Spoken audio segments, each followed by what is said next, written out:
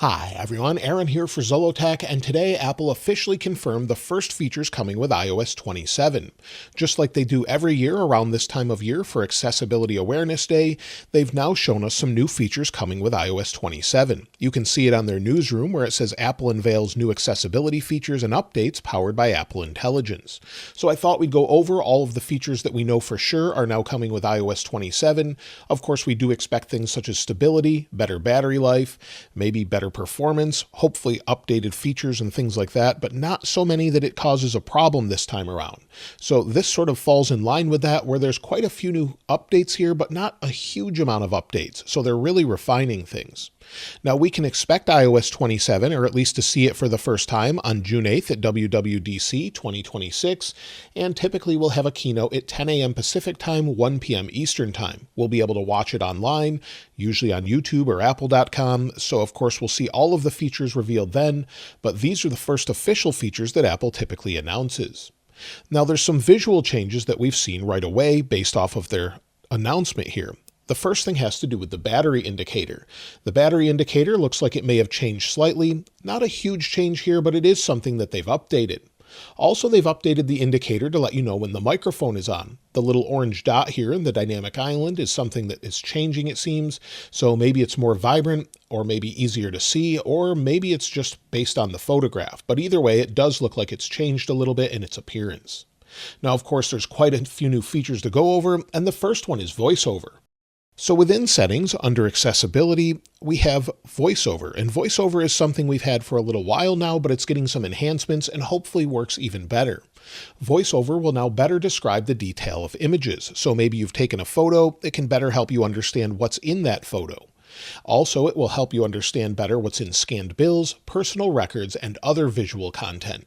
And then using live recognition, you'll now be able to press the action button and then ask questions about what it sees. So whether you're in this app or maybe you're utilizing the camera, and you'll see the iPhone 17 Pro Max here, you should be able to press and hold the action button or press the action button, and then it should describe that this is an iPhone 17 Pro Max in orange.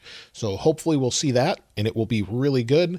And then of course, it will also allow you to make follow-up questions. So this is something that should be very helpful. So maybe it's explaining this is an iPhone 17 Pro Max, and maybe you could say, tell me what apps are here, such as the Mercury Weather widget that's here from Mercury Weather, and maybe that your icons are arranged in a U-shape, and then of course it could describe that to you. So that seems like a nice update to VoiceOver, and hopefully it's more stable as well.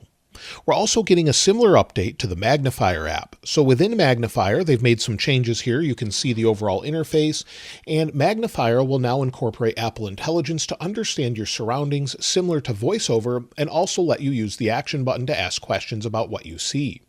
The Magnifier interface is higher contrast as well, so it will be easier to see, and you can also use voice commands within Magnifier to do things such as zoom or turn on the flashlight.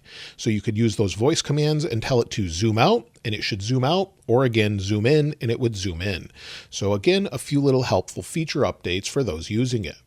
Again, back within Settings, another thing they're refining is voice control. Voice control allows you to control what's on your display, and this is being updated as well.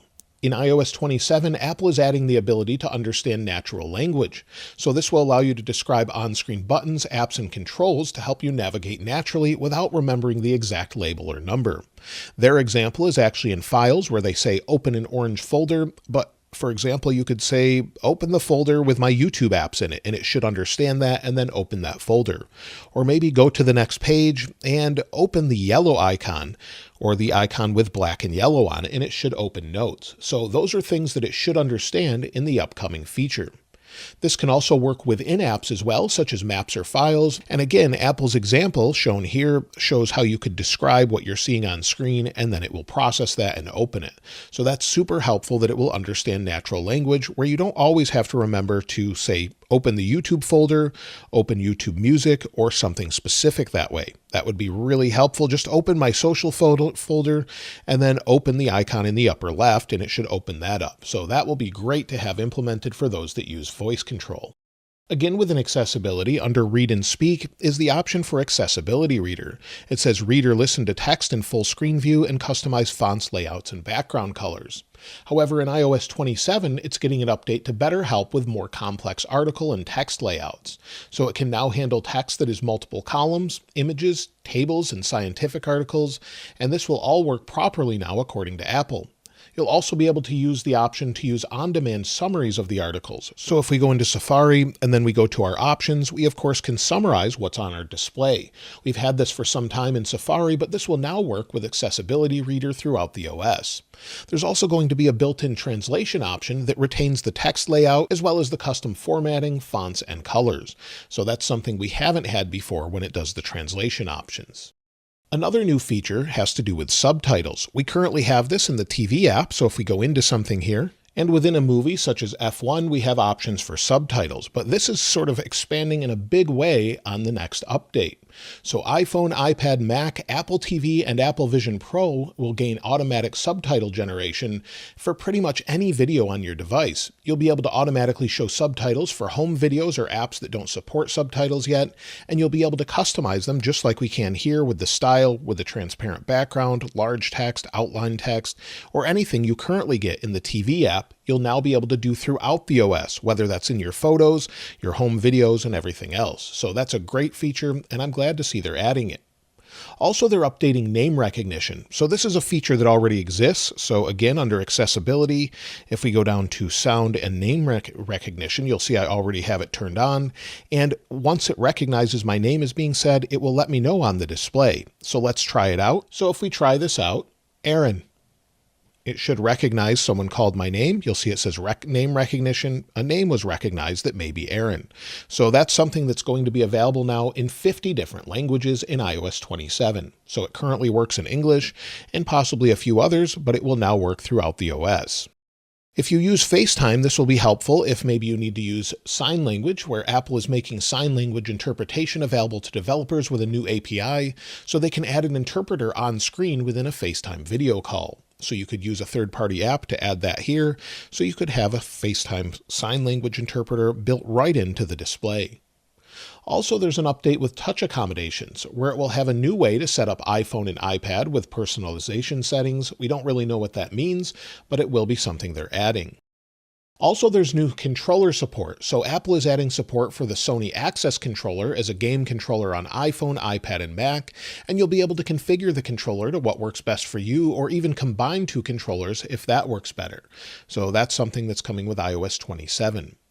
Also, if you have made for iPhone hearing aids, there's an update here where they're going to refine it a little bit so it works a little better going between different devices. So if you're using your AirPods or something else, the made for iPhone hearing devices, you'll be able to have them seamlessly switch between iPhone, Mac, iPad, and Vision Pro, and it should be a little bit better this time around. So they're saying it will switch more reliably.